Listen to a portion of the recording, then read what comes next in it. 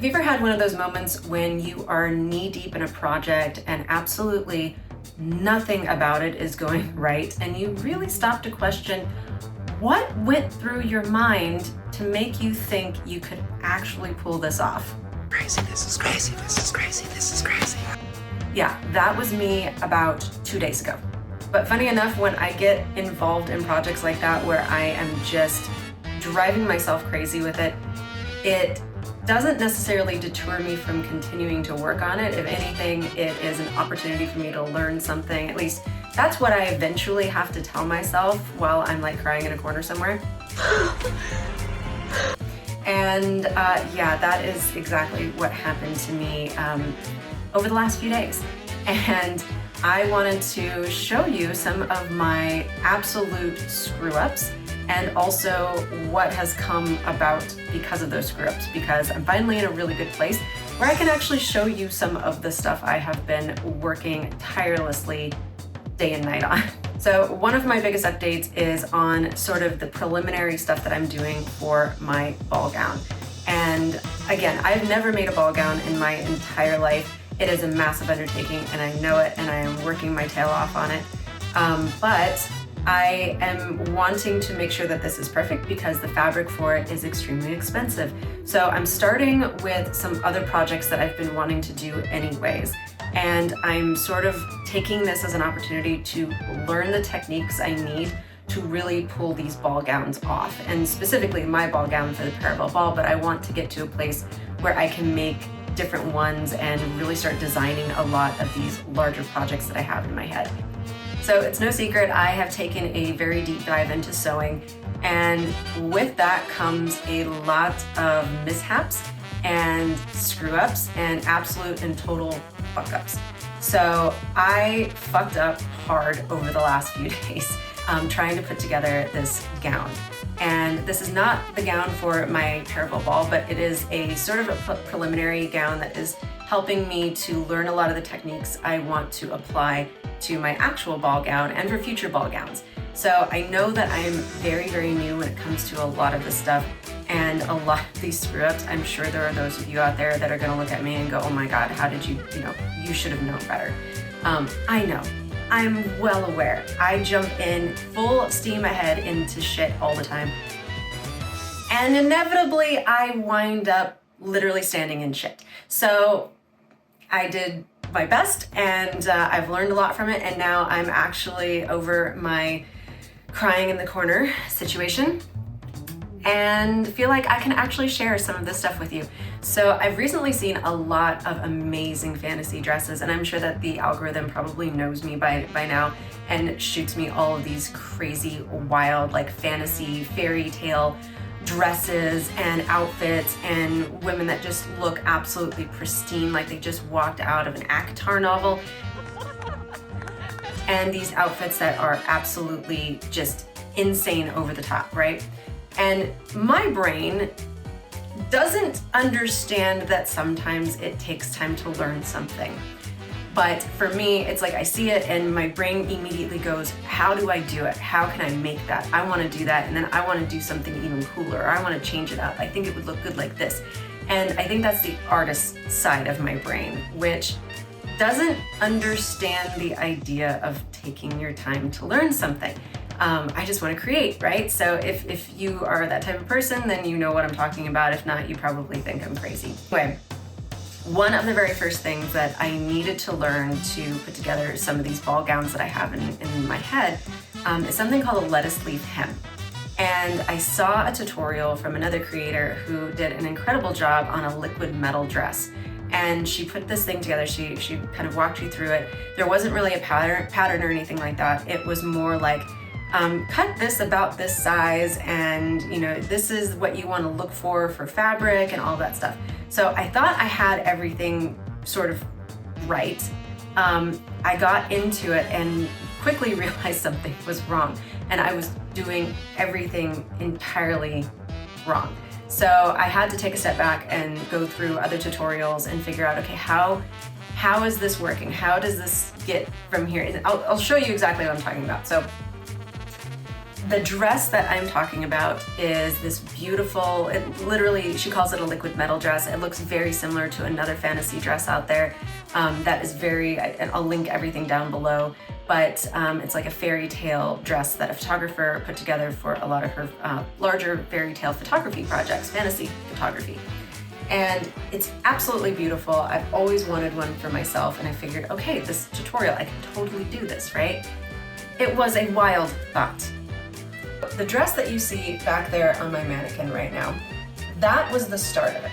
The dress, so the tutorial I was following stated that I needed something called liquid chiffon. And I looked around for days and days and days trying to hunt down liquid chiffon. And I couldn't find this specific type of liquid chiffon that this creator had been using. So I just kind of went for it, and I found something that looked similar, but I knew something was different about it, and I just didn't think about it. So I bought chiffon. This is a type of chiffon. It has like a very liquid sort of texture. This particular chiffon was very, very cheap. It was not the best chiffon, but I figured this is my trial run. This is not gonna be like the one I wear, but it is definitely like a trial run, because as most people that are into sewing probably already know, make a mock-up first, right? So this is sort of the mock-up, and I followed everything. And one of the things I really wanted to do was create something called a lettuce leaf hem. And the creator that was doing the tutorial made it look super, super easy. Like just zipping along, doing the thing, and it comes out looking all curly and beautiful. And this does not, I repeat, does not work for lettuce leaf hemming. I tried everything under the sun. First, I figured out that I was doing the worst stitch possible. I was not doing an appropriate stitch. I had no idea what I was supposed to set my machine to or anything like that. I was just kind of like, okay, this looks right, I'm just gonna go with it. No. Then I found out I was using the wrong gauge or the wrong type of fishing line, because in order to create a curled effect on hem, you need fishing line, at least for this particular type. And there's a million different ways to do a lettuce leaf hem. This is the one that seems to be the fan favorite, so this is the one that I was doing. And yeah, so for this one, once I got the right stuff, this is a 50-pound, 275 yard clear fishing line. So this is really like heavy duty fishing line, right? Because you need it to be able to curl on itself. Once I got that figured out, I tried it again, it didn't work, and I couldn't figure out what was going on with this. It would not curl the way I wanted it to. Silly me, it doesn't work unless you have somewhat of a stretchy fabric. You have to have some sort of a knit fabric with some level of stretch. Not a super, not like spandex stretchy, but it definitely needs to have like a solid stretch to it in order for it to actually create the curled effect on the hemline. So I sat over 2 or 3 days working on this skirt back here. Like it's only to find out absolutely everything about it, no matter what I did, was going to not come out the right way because it wasn't the right fabric in the first place. It snags, it falls apart. Like, look at this. This is the worst possible fabric I think I could have chosen for this project. And I literally like, yeah, who's the dumbass now, Lana? I can't even. Knowing that I wasted so much time, but try to remind myself, wasn't a waste of time if you learned something. I learned a lot. I learned that this fabric fucking sucks. So I will never use this fabric again.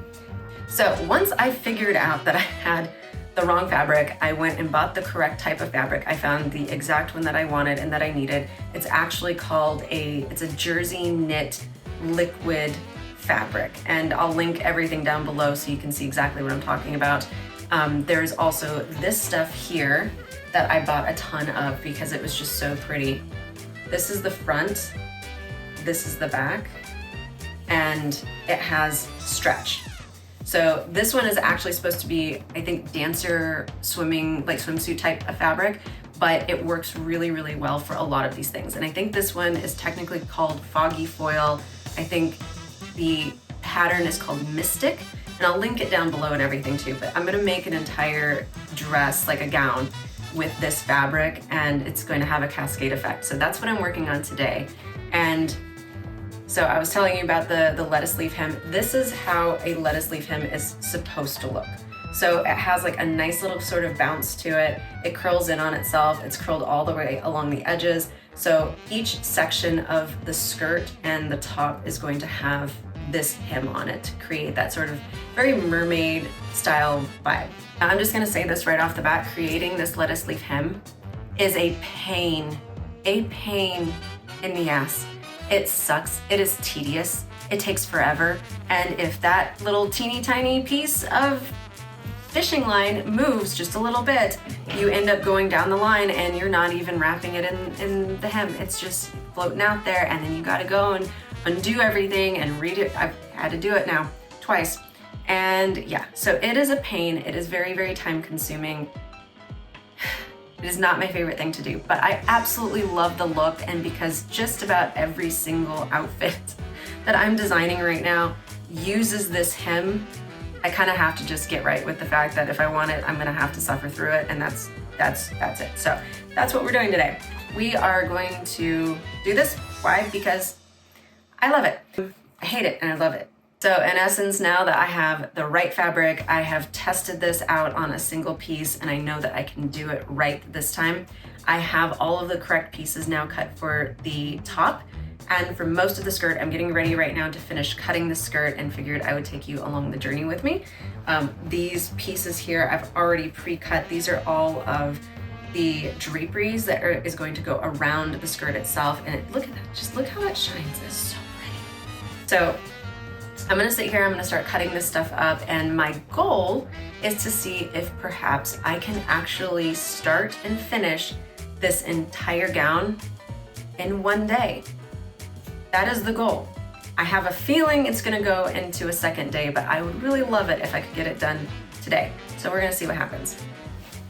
So before I dive into making this mermaid style skirt, pun intended, I want to show you some of the fabrics that I got now that I know the right kind of fabric. So again, this is actual chiffon, and I never want to see it again, ever. This is the dancer style fabric that has a little bit of stretch to it. This is the actual like liquid, it's called jersey knit liquid something, and I will absolutely link it down below. They don't have very many colors of it. I've seen this fabric store have many different kinds in the past, but they always seem to run out, and it's a beautiful fabric. But this is the one that I'm going to create a moon goddess, or yeah, I guess moonbeam, moon goddess style dress. I'm very much looking forward to working with this. It's just gorgeous. And honestly, like, the video doesn't even do it justice. It just has such a pretty glistening effect. It drapes wonderfully. It's so, I don't know, it's just beautiful. It reminds me very much of moonbeams, and it's gorgeous. So this is gonna be like a moon goddess outfit. So the other one that I got is for a night court inspired gown that I'm going to be doing some filigrees and creating a lot of pieces for. I'm going to do a corset style for this one, but the skirt, I think I'm going to use the same technique with the lettuce leaf hem on it, and I think it'll look really cool. So this one is called Foggy Foil Slinky Knit, and it's a navy on navy foil. So the pattern, or the color of the thread itself is navy, and then it also has this really pretty foiled effect that's sewn directly in, and it's, again, like, it's got a little bit of stretch and everything, and it is super slinky, like very slinky. And the name of the company that I got all of this fabric from is from Zeloff, so Zelouf International. They sometimes have really good deals, but a lot of times a lot of their stuff is a little bit pricey, but they also have stuff that you really can't find anywhere else. So like the moonbeam style stuff, I haven't been able to find that anywhere else. This one I've been able to find there, but I've also found it at Joann's, and sometimes if you have a coupon, it's not too expensive.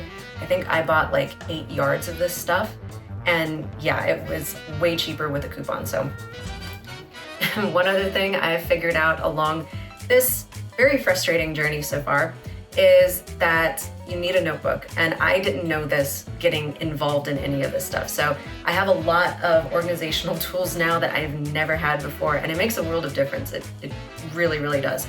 But my notebook I've started using to track all of the fabrics that I'm using for a specific pattern, what my lengths are. So for example, this one here for this gown, this mermaid style gown, there is no actual pattern. It's just taking a sheet, a very, very large, long sheet of like 6 to 7 yards of fabric and cutting it in specific ways and then pinning it up and doing your thing with it.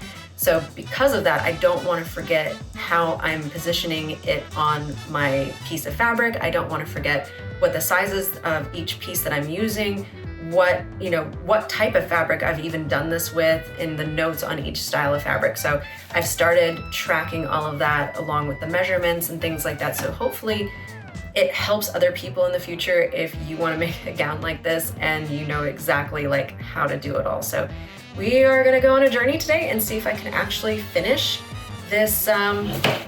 So we're going to go on a journey today and see if I can actually finish this really beautiful idea. So for making the skirt itself, I don't really have an actual method for this. I'm just hoping that this kind of works. But I think this is 1 or 1.5 inch elastic band that I just got at Joann's, and I'm basically just measuring myself, and that's what's going to go on the mannequin.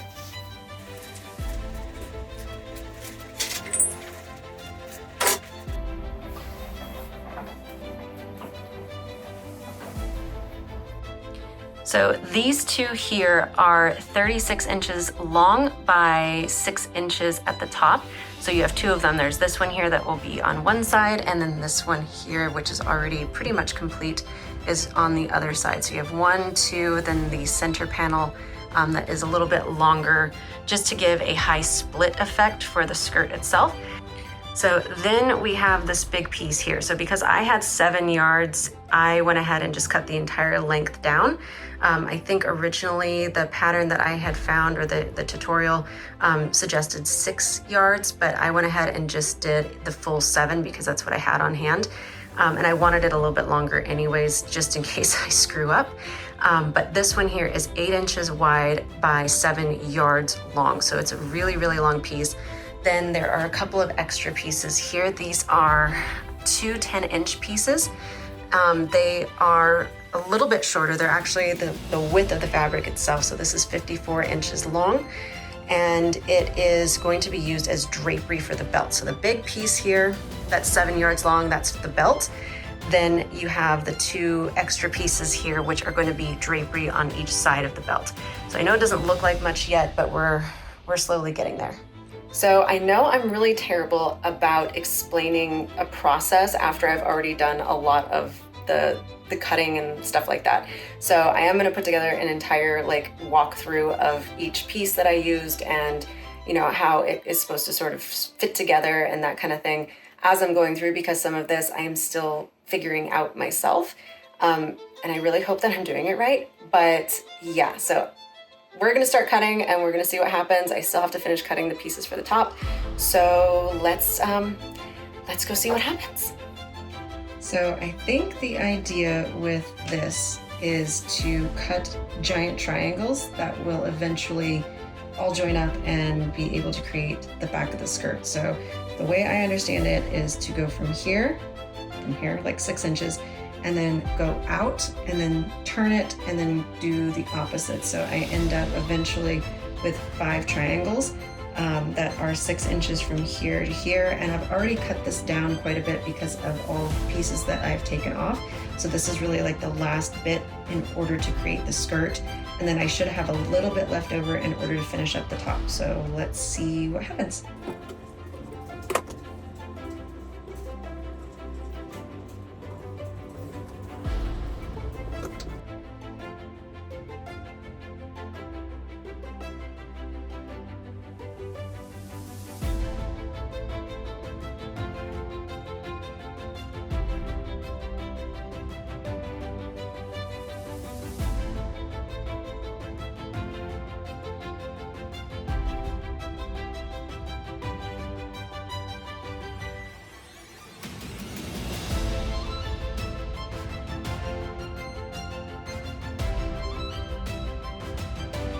So the tutorial I was following called for a pattern for a bandeau top, and I needed to make 4 pieces that were going to be sewn together to create the look for this outfit. I happen to also have a bandeau top bikini, so I just took that bikini, put it on a piece of paper, traced around the inside of it, and that became my pattern to help me create this bandeau top. So I have all of the pieces now cut and lined up on the skirt. Here's that one that I finished. Now I gotta do the same thing to all of these pieces. And yeah, so here's that middle panel, which I think I'm gonna cut down a little bit more because it feels like it's just super, super long for me. Here is the same panel that matches this one, but it hasn't been curled yet. And then all I've done is put, like, basically pin it and create a channel here for the big piece of elastic. And then the back, I still need to sort of mess with a little bit, but there are exactly 6 large panels rather than 5 because I wanted a little bit of extra flow. And it's also not quite as long as the original pattern had called for because honestly, I think I may have cut a little bit too much off of the original piece here when I was making my strips. But that's okay because I'm also very, very short and I don't necessarily want it fully dragging like behind me. So we're gonna see how it goes. Now, I am absolutely terrible at trying to explain how to do this. So I'm going to link down below the tutorial that I found that was very, very helpful in creating this lettuce leaf hem. And it also tells you the different types of fishing line, how they end up looking at the end of it, why you want to use certain types of fabrics and not others, how to set up your sewing machine properly. But essentially, I'm just running the fishing line through a channel, and as I'm moving it through, I'm giving it just a slight tug because you want that extra bit of stretch, and that's going to help create a tighter lettuce leaf curl when everything is all done. So once I get through one side, I just turn the sewing machine, or turn my material a little bit, and then start going up the other way because each of these has a slight point for each piece of the draped panels. So that's pretty much what I ended up doing for roughly 6 hours straight. So as I get done with each of the panels, I'm then pinning it back onto the mannequin just to make sure everything lines up, it looks good. The longest pieces are, of course, the back panels, but I'm only doing lettuce leaf hem on the bottom of most of those, while I'm doing lettuce leaf hem on the sides as well for the 2 side panels that join and meet the 3 other panels in the center, if that makes sense. So I have this really weird habit of thinking I'm gonna finish something in a single day, and I never do, and today is another one of those days. It is almost 6 o'clock at night, evening-ish, sun is still out, but still. I'm exhausted, and I got the base of the skirt done. I now have the belt that I'm going to finish up. The belt itself is 7 yards long by 10 inches wide, and I have to sew it inside out and then pull it through so that you don't see the seams. Then I'm going to drape it and see how it's going to look, pin it in the places that I want to pin it, and then add more lettuce leaf hem to the ends of it and to the drapery for the front. So I think today I'm going to just focus on getting the skirt done, and I will be very happy with that. Tomorrow I will finish up the bandeau top and we will see how it goes. So clearly I did not get done with this dress in a single day like I had really, really wanted to. And to be entirely fair, it was because I had a couple of big screw ups that took me a while to undo. And yeah, it was like sitting there and taking out a really long stitch because I had gotten like halfway through sewing a 7-yard, the 7-yard piece for the belt and realized, oh shit, I wasn't supposed to go that far yet. So I had to undo all of it and then redo a couple pieces. So that took me a little bit of time, and then I needed to take a break and like make dinner and clean things up and that kind of thing. So it was just a little bit of a crazy kind of evening. So I think if I had had like a full day from like 8 o'clock in the morning until 10 o'clock at night and just went straight through nonstop, I definitely could have finished this dress. Having said that, that did not happen. but I got through almost all of it. So the belt is completely done, like I said, except for these two side pieces, which I need to add the curly leaf hem to. And then the top portion, I did finish the bandeau. I kind of messed up a little bit on the bandeau top because I was supposed to add some elastic around the cups themselves, and because the cups are separate underneath of the bandeau, so you can kind of see them here. And those ones, yeah, I kind of messed up because I got it all done and then went, oh shit, again. I needed to add the elastic to it. But in order to do that at this point, I would have to undo pretty much everything, and I'm just not there. So I'm going to try a couple of different ways to potentially fix it. If not, it's not like the biggest deal because this dress essentially is meant to be much more of a cosplay type piece and not necessarily something that I would wear for, 12 hours straight. But having said that, I'm gonna still try to fix it and then do a try on. But anyway, so I have the drapery done for the most part. These pieces here are for the arms. So I just have them kind of sitting here right now trying to figure out how I want them to really sit because I kind of want it to be like off the shoulder, and I may still add a couple of pieces to it to give it more of like a drapery effect. But I mean, look how pretty. This looks, look how pretty. I'm still really, really proud of how this dress is coming out because she looks great. It's got like a nice, really beautiful draped skirt. It just glitters. It's really, really pretty. So like I said, I'm not sure quite what I'm gonna do with the arms and the sleeves just yet, but that's gonna get done today. The dress essentially is pretty much done for the most part, aside from just a few little tweaks here and there, finishing up the hem and finishing up the shoulder pieces. But I wanted to add something a little bit extra, and I have chains and things like that, so I may still add some chain like to underneath the bust and things like that, just to give some movement and dangly effects. But I am going to be making some filigrees for my Revelry Ball Gown. And the idea being, since it's like an autumn court theme, I'm gonna have these really pretty, basically handmade gold filigree pieces that I'm going to sew directly onto the corset top and potentially around the waist as well. I'm still designing it and like drawing it out, but I know the pieces that I'm gonna need for it. So I've already started creating some of them, and I went, oh, they would go really good on this as well. So these are the little gold filigree pieces. And essentially these are just made with hot glue and a really good metallic spray paint. So, and I'm not like directly spray painting it, I'm actually sitting there and like hand painting all of these little things. But I've got a couple of different sizes, and I'll do like a little tutorial too of like how I made these because they are really cool. I was shocked. I'd never made these before, and they're just the coolest little things. So it's just silicone mold, hot glue, and gold spray paint. So my idea with these little guys is I'm going to sew them directly onto the belt, and then also have maybe a couple up here, something like that, and maybe one in the center, but something very, very pretty, so it gives like a super cool mermaidy kind of vibe. But that's what I'm going for here. So we're gonna see how this looks. I may still add some chain, and I have some gold chain as well, so I may see how that looks, since it would pick up on the gold from here and just be a nice, accent to, I think, the dress. So yeah, we're gonna see how that looks. So I thought I would just quickly show you my method for making these little gold filigrees because they are really cool. They're actually just hot glue. These are some of the silicone molds. These pieces here, I'm just testing out to see which one I like.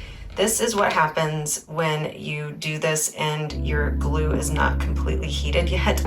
I kind of screwed up and got a little bit too excited about it, and this one came out really cruddy. And this is like a whole mini glue stick, so I'm trying to be conservative here, and this one did not go out well. But these I have not peeled out yet, and I thought it would be kind of cool to show you. Like, they literally just slip right out, and then they look like this, and then I just sit and paint. Sometimes I have to clean up a little bit around the edges, but it's a really cool way to make like a nice bendy sort of filigree to add to your outfits as embellishments and stuff like that. This one actually came out really, really nice. I know it doesn't look really, really nice right here, but once it gets painted, it just looks absolutely gorgeous. This is the big one. I'm not sure how this one's gonna turn out because this was actually a really big mold. That's actually not bad. So yeah, this is how they end up turning out. And like I said, I just sit here with a pair of very fine like scissors, almost like embroidery scissors, and just trim up any of the excess around the edges that I don't like, and then do this. And these only take maybe, I don't know, 5 minutes or so to set fully. So it doesn't take very long, and it's super cheap and easy. The other methods that I've seen people do with these to make bendable filigrees for outfits and cosplay outfits and stuff like that is taking the caulking that you use in like showers and stuff like that, like just the white silicone caulking, and doing the exact same thing with these. The bad part about it is they take 24 hours or more to set, to fully cure before you can peel them. So it's not a very quick method, but they are way more bendy and it's almost like latex. So I do like the durability of the other ones, but I don't want to wait around for it. And so yeah, this is just an easy, quick method. And I'm using a Rust-Oleum. I tried this one. I did not like how it looked on here. So I'm actually using a Rust-Oleum metallic spray paint and just literally spraying a little tiny bit inside the cap itself and then just hand painting these little guys. The other way I've seen people do it is taking gold leaf and actually putting gold leaf on these. I have gold leaf, so I may try that at some point, but right now these I think look really, really good. So.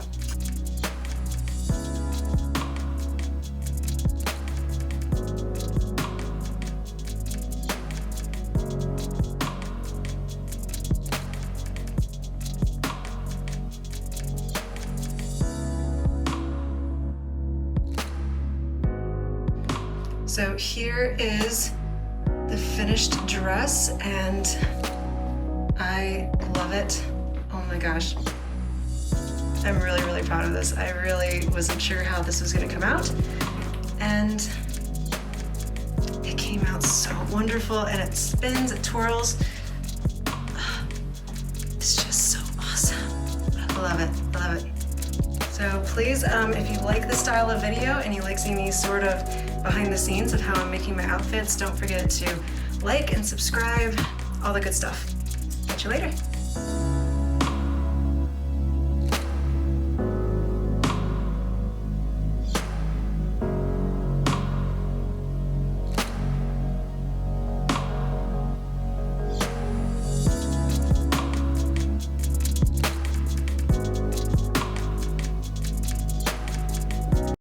Very happy. This is Frida, by the way. Hi, Frida. So things like fairy tale ball gowns, fantasy ball gowns. I don't want to say that anymore.